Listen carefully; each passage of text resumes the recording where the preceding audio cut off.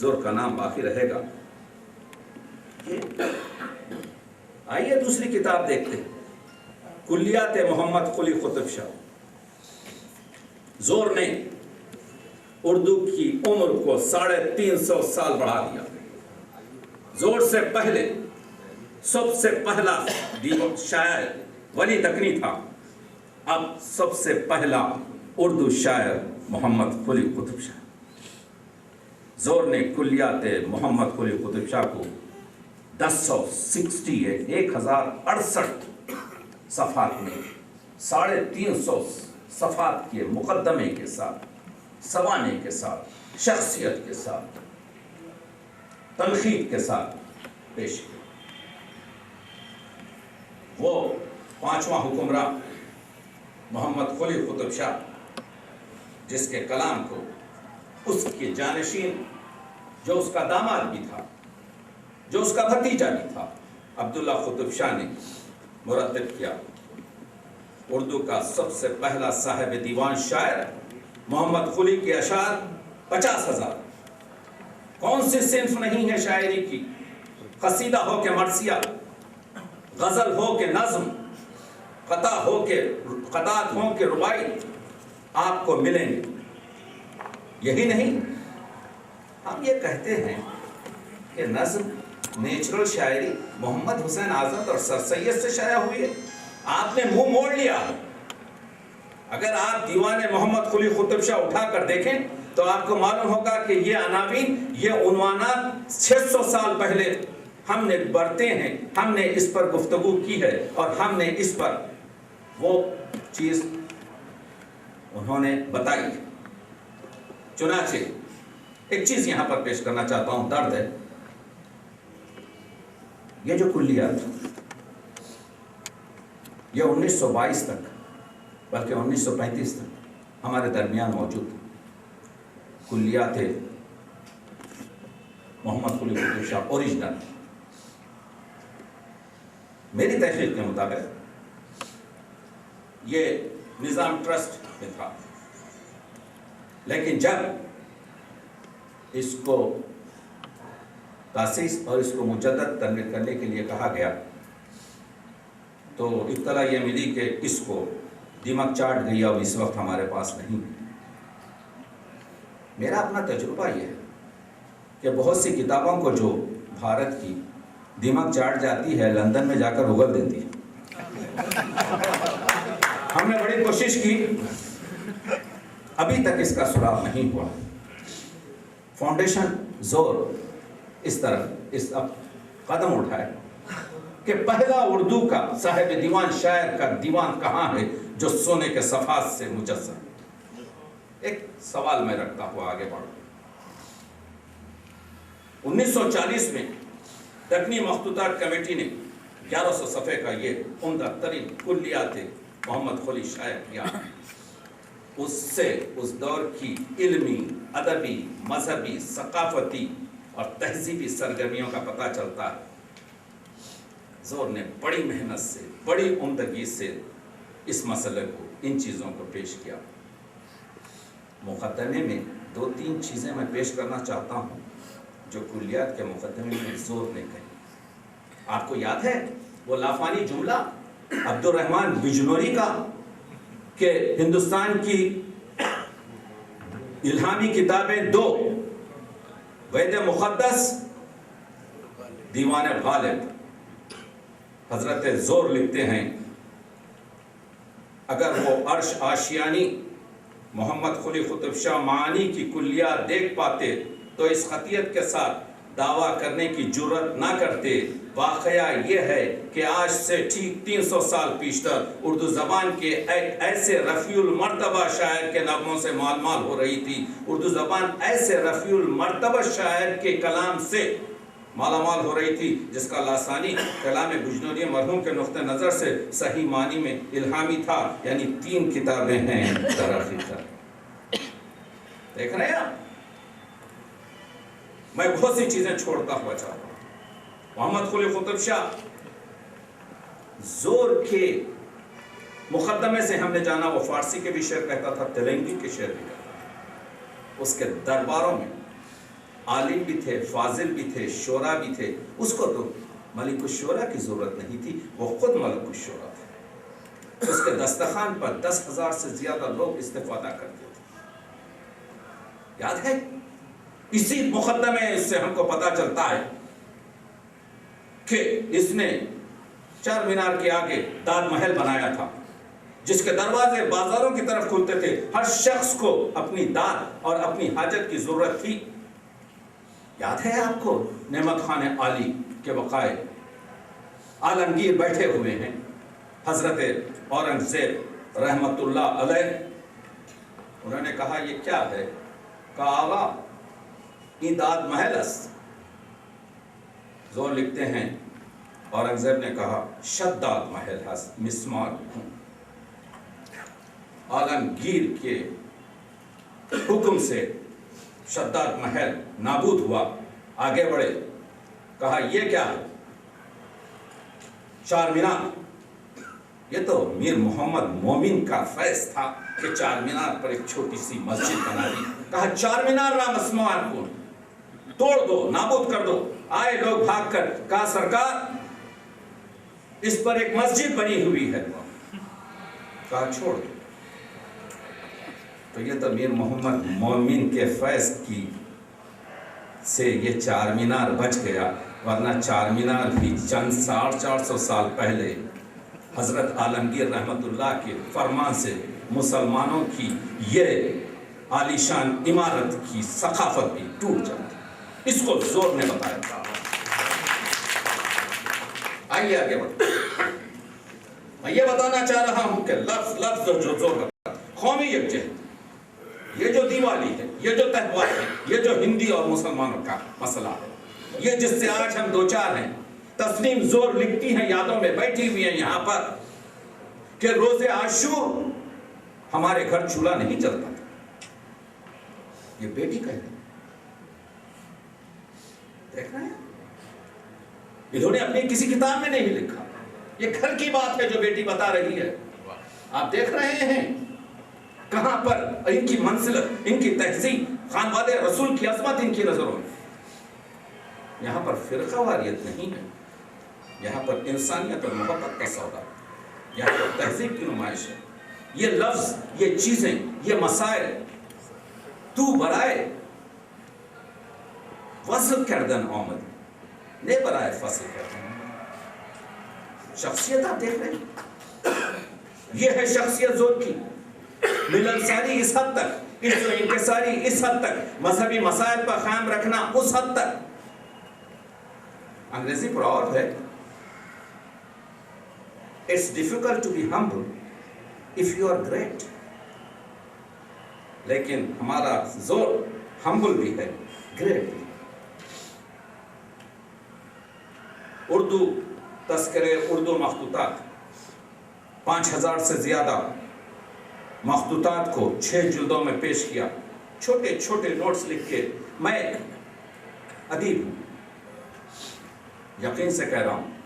وہ 11 لائن، وہ 16 لائن ایسی لکھی کہ آپ کو پوری تحقیقاتی اپج سے استفادہ ہوتا ہے کہ کتاب کا حوالہ، موضوع کی گفتگو، مصنف کے حالات، کمال ہے. 6 جلدوں میں تذکرے اردو مخطوطات. آج تک اردو ادب میں لسانیت کا کوئی شخص باقی نہیں رہتا. اردو لسانیت کا جس کو باوائے لسانیات اردو کہہ سکتے ہیں وہ ہے ڈاکٹر زور. ہر لفظ جو میں یہاں سے کہہ رہا ہوں، ہر لفظ جو میں آپ کی خدمت میں پیش کر رہا ہوں، وہ پورا مستند ہے. ہر شخص جو چاہتا ہے اس کا کسی قسم کی دستاویز حاصل کرے، میں حاضر ہوں. میں لفظ ہی نہیں کہتا جس کے پیچھے کوئی حوالہ نہیں ہوتا. لسانیات کی سر فہرست دکن نہیں، بلکہ اردو ادب میں جو سب سے پہلی کسی نے آپ کے جو ہے کتاب لسانیات لکھی ہے، وہ پروفیسر بلوک کے ساتھ اردو کے مخصوص صوتیاتی نظام پر ہندوستانی فونیٹکس کے نام سے زور نے لکھی. 2 جملے سن لیجیے اس بارے، کیونکہ اس جملے میں نے یہ دیکھا عوام تو کیا خواص بھی اس کو نہیں جانتے. کیا بتایا، کیا ثابت کیا زور نے اس کتاب میں؟ اس کتاب میں زور نے یہ ثابت کیا کہ ہر آواز کو مختلف علاقوں میں لوگ مختلف طریقے سے ادا کرتے ہیں. ایک دوسری بات، ہر آواز کو ایک ہی علاقے میں مختلف لوگ مختلف طریقے سے ادا کرتے ہیں. تیسری چیز، ہر آواز کو ایک ہی علاقے میں ایک ہی شخص مختلف حالات اور اوقات میں مختلف طریقے سے بیان کرتا ہے. کمال، یہ اس کا نیچر. صوتیات، ہندوستان فونیٹکس. دوسری عظیم کتاب لسانیات پر ڈاکٹر زور کی ہندوستانی لسانیات ہے، عام لسانیات. یہ جو جھگڑا ہے کہ اردو کہاں سے پیدا ہوئی، اگر اس کو آپ، کیونکہ میں لسانیات کا معمولی سا طالب علم ہوں، اگر آپ اس کو 2 منٹ میں بیان کروں تو یہ ہے کہ 3 تھاٹس آف اسکول ہیں. ایک یہ کہتا ہے سندھ سے آئی، اور مولانا سلیمان ندوی نے اس پر بہت پریشر دیا. ان کے پاس تاریخی شواہد ہیں لیکن ان کے پاس لسانی شواہد نہیں. وہ ایک اسکول آف تھاٹ. دوسرے اسکول آف تھاٹ کی طرف سے یہ ہے کہ اردو پنجاب سے آئی اور قدیم پنجابی اردو کی ماں ہے. گرام بیلی اور حافظ محمود شیرانی اس اسکول آف تھاٹ کے ہیں. ان کے پاس بھی شواہد تاریخی ہیں، کچھ شواہد لسانی ہیں. تیسری چیز کہ یہ کھڑی بولی سے آئی، شمالی مغربی زبان ہے. زور نے کمال کیا. مجھے افسوس یہ ہے کہ زور کے اس مسئلے کو لوگوں نے اٹھایا ہے لیکن حضرت زور کا نام نہیں دیا. یہ بھی ہمارے ادب کی ایک عجیب چیز ہے کہ مطالب بیان کرتے ہیں لیکن ایک جملہ لکھتے نہیں کہ فلانی نے یہ کہا. اب ہم کو لکھنا پڑتا ہے، ہم جیسے معمولی طالب علم، کہ حضرت زور نے اس کو لسانیات کی کتاب میں لکھا. زور نے یہ کہا کہ اردو کا نہ پنجابی سے، سنیے جملہ، اردو نہ تو پنجابی سے مشتق ہے اور نہ کھڑی بولی سے، بلکہ اس زبان سے جو ان دونوں کا سر چشمہ ہے. دیکھ رہے ہیں؟ اور یہی بیسس قائل کیا. یہ سچ ہے. ڈاکٹر زور نے جس زمانے میں اس کتاب کی تصنیف، اس موضوع لسانیات پر کوئی اردو میں کتاب موجود نہیں تھا. آئندہ آنے والی نسلیں زور کے اس کام پر استفادہ کریں اور جن لوگوں نے زور کے اس چیز سے فائدہ اٹھایا ہے ان کو آشکار کریں. روح غالب میں غالب کے خطوط ہیں، اقتباسات ہیں، غالب کی اردو فارسی تصنیفات ہیں، سرگزشت غالب میں ان کی سوانح عمری ہے، گارسن دتاسی میں ان کی گارسن کی علمی ادبی خدمات ہیں. گارسن دتاسی کے بارے میں ایک چیز گفتگو آپ کو کرتا چلوں، اس نے کبھی انڈیا کا آپ کے جو ہے دورہ نہیں کیا. یہ جو ہے فرانس سے بھی تھا.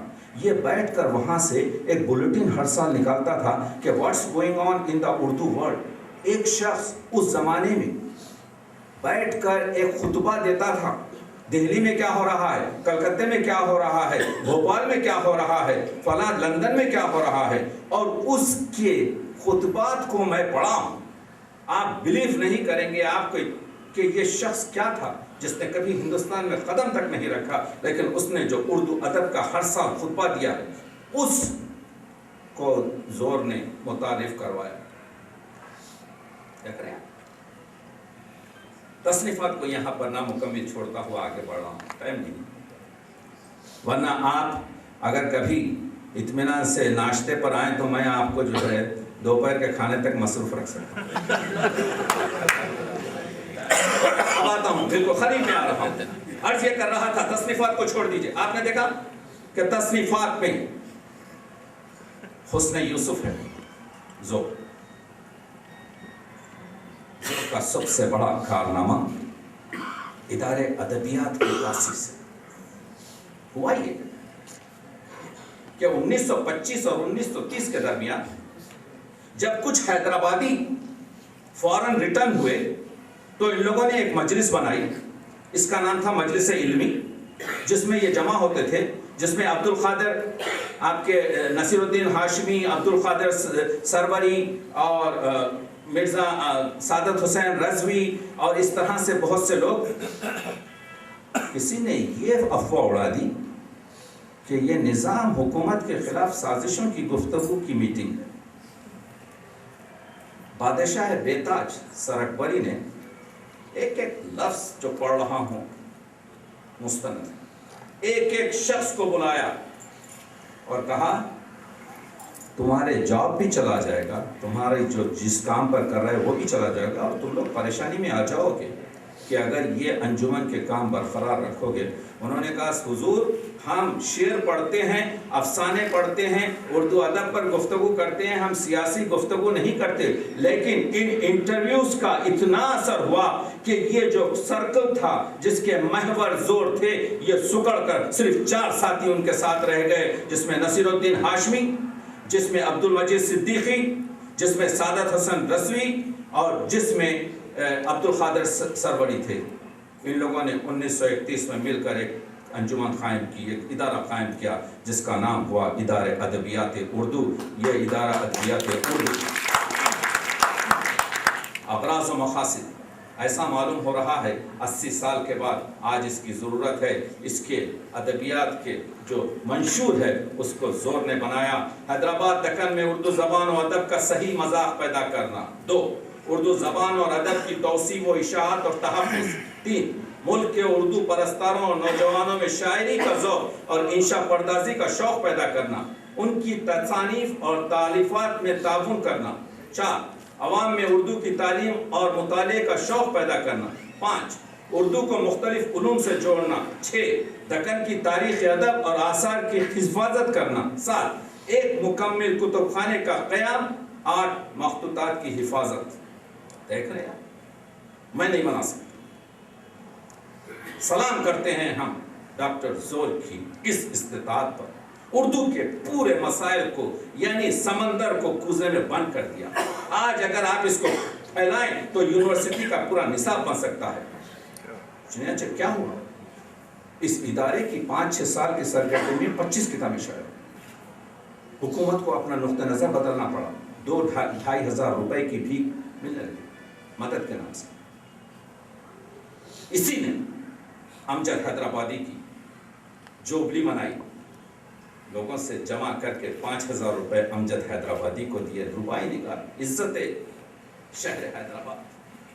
کون حضرت امجد کی طرح سے روبائی کر سکتا؟ 1944 میں اعلیٰ پیمانے پر کل ہند اردو کانگریس منعقد کی گئی، جس میں عبد القادر مدیر مخزن، عبدالحق پنڈت دتاتریہ کیفی، پروفیسر رشید احمد صدیقی جیسی شخصیات آئی۔ ہمارے درمیان شیخ الجامع تشریف رکھتے، یہ اردو کے محسن ہیں، یہ اردو سے محبت کرنے والے ہیں۔ اردو کانگریس، اردو عالمی کانفرنس سے حیدرآباد میں شایانہ شان طریقے سے ہوئی ہیں، اور ہم کو انشاءاللہ امید ہے کہ آپ کی سرپرستی میں بھی اور آپ کی جو ہے موجودگی میں بھی کوئی ایسی اچھی چیز ہو جس میں ہم اردو کے مسائل پر کھل کر بات چیت کر سکیں۔ زمین نہیں مل رہی تھی تو تہنیت بیگم نے اپنی ملک اور ذاتی سے ایوان اردو کی زمین دی۔ خواجہ حسن نظامی نے نام ایوان اردو رکھا۔ فیاض الدین نظامی آرکیٹیکٹ نے عادل شاہی، قطب شاہی، ہندوی، غرناطہ، الحمرا، مغلیہ تمام آرکیٹیکٹس کو جمع کر کر ادارے ادبیات اردو کے درو پنجرے دیواروں وغیرہ کو بنایا۔ اس میں ایک تاریخی میوزیم بھی بنایا گیا جس میں سکے ہوں، فرمان ہوں، مختلف کتبات ہوں، مختلف کتابیں ہوں، اس کو جمع کیا گیا۔ 5,000 سے زیادہ اردو کے مخطوطات کبھی عنایت جنگ سے لیے جا رہے ہیں، کبھی کمال یارجن آ کر گھر پر ڈیلیور کر رہے ہیں، کبھی وہاں پر لیا جا رہا ہے۔ ہر طرح سے یہ سب سے بڑا کارنامہ۔ دوسرا بڑا کارنامہ دکنی ادب پر منفرد اور ممتاز کام۔ عرض کیا ابھی میں نے، اردو کی عمر کو 350 سال ترقی تھی۔ اردو کے پہلے دیوان شاعر کا مقدمے کے ساتھ کلیات کو حسن یوسف کو بازار مصر میں پیش کیا۔ آپ دیکھ رہے ہیں اردو کی بنیادی تعلیم پر جو کام کیا ہے